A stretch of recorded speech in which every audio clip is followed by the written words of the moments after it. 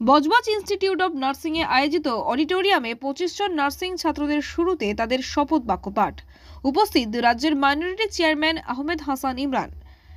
Budge Budge institute of nursing এ আয়োজিত অডিটোরিয়ামে বজবজ ইনস্টিটিউট অব নার্সিং এর প্রায় 25 জন নার্সিং ছাত্রদের সামনে মানব সেবায় পথ চলার শুরুতে তাদের শপথ বাক্য পাঠ করান বজবজ ইনস্টিটিউট অব নার্সিং এর প্রিন্সিপাল রত্না কোটাল। এছাড়াও এদিন উদ্বোধনী সঙ্গীতের পাশাপাশি প্রদীপ প্রজ্বলনের মধ্যে এই অনুষ্ঠানের শুভ সূচনা করেন।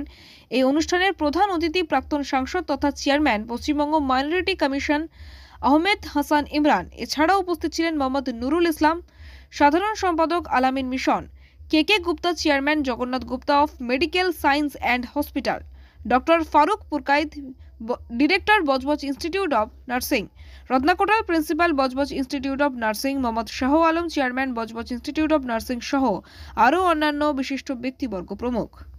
আজকের অনুষ্ঠানটা আমাদের নার্সিং সেকেন্ড ব্যাচের ওথ টেকিং সেরিমনি বা শপথ বাক্য পাঠ এবং ল্যাম্প প্রজ্বলিত এই প্রোগ্রামটাকে বলে।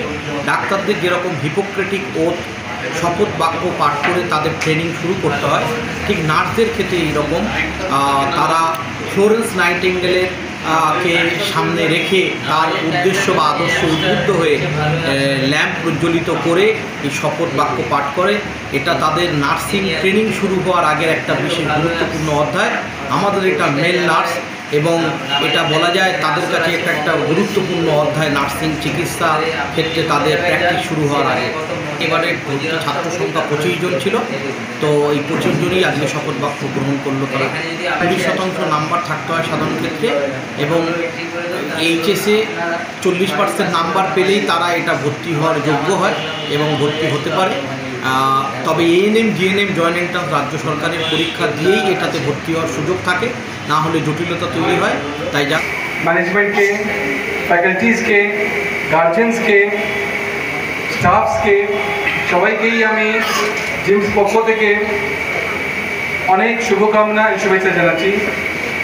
ডেফিনেটলি বজবজের মধ্যে এডুকেশন যতই বাড়বে ততটাই এই এলাকার এই এরিয়ার উন্নতি হবে। তার জন্য ফরকুদ্দিন স্যারকে, যিনি আমার সাথেই মেডিকেল কলেজে আমরা স্টার্ট করেছিলাম, ওনাকে খুবই কংগ্রেচুলেট করবো দ্যাট হসপিটালের সাথে সাথে বজবজের মধ্যে একটা নার্সিং কলেজ চালু করতে পেরেছেন। অ্যান্ড ডেফিনেটলি স্যার আমি আপনাকে বলবো দ্যাট আপনি চুজ করেছেন মেল নার্সিংকে এডুকেশন দেওয়ার জন্য, সেটা খুবই খুবই এই এলাকার দরকার ছিল স্যার। আমি বাচ্চাদেরকে যেটা বলতে চাইছি message, that engineering college, engineering student আর নার্সিং স্টুডেন্ট মধ্যে অনেকটা ডিফারেন্স আছে।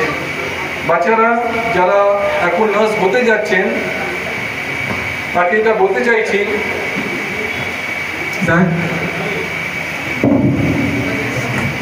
ইঞ্জিনিয়ারিং স্টুডেন্ট মেশিনকে ডিল করে, ইঞ্জিনিয়ারিং স্টুডেন্ট গাড়ি, মোবাইল। বজবজ থেকে বাইজিৎ মণ্ডলের রিপোর্ট, ডিএন নিউজ বাংলা।